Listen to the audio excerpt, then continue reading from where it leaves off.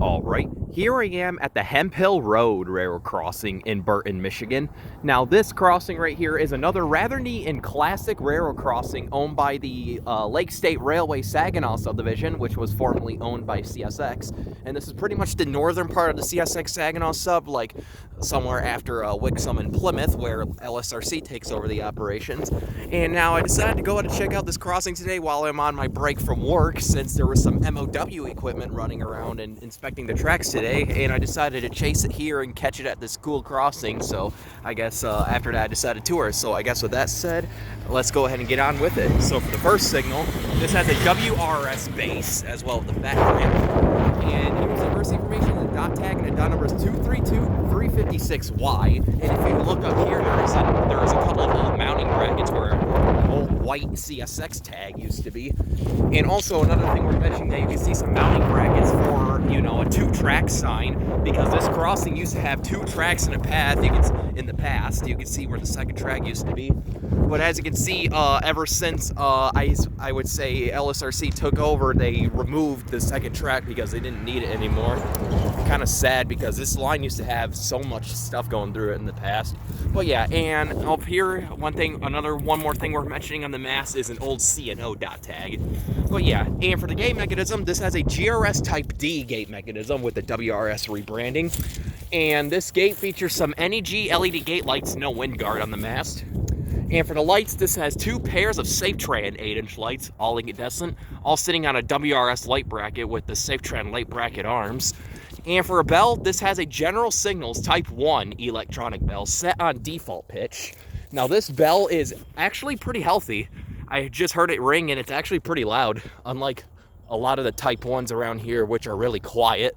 So yeah, that was the first signal. Pretty neat stuff. Now let's go ahead and move on to the second signal, which I guess has some similarities. So for the second signal, which is kind of similar to the first, this has another WRS base.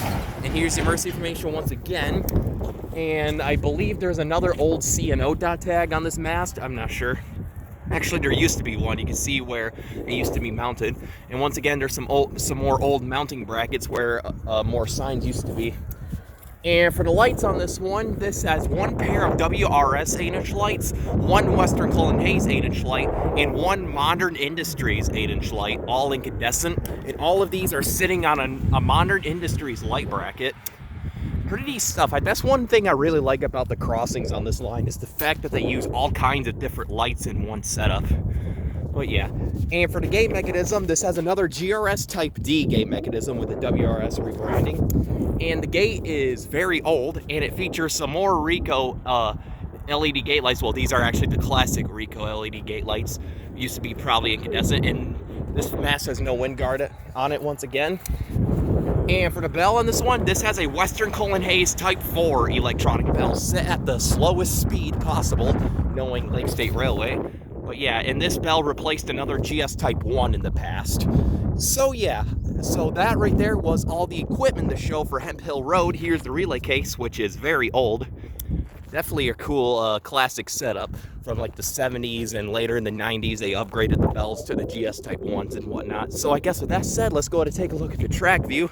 Sorry, I'm out of breath. So down there it's heading south towards a couple of searchlight signals, which I believe those used to be, you know, guarding like two sets of tracks, or 2 tracks. You can see one of them still stands, but they're off because the second track no longer exists. And you can see the MOW equipment that's down there that I just caught. And these are in the crossings down there, further down there are Bristol Road and Maple Road. So yeah. And down there is heading north towards another set of cool old approachlet signals by the C&O.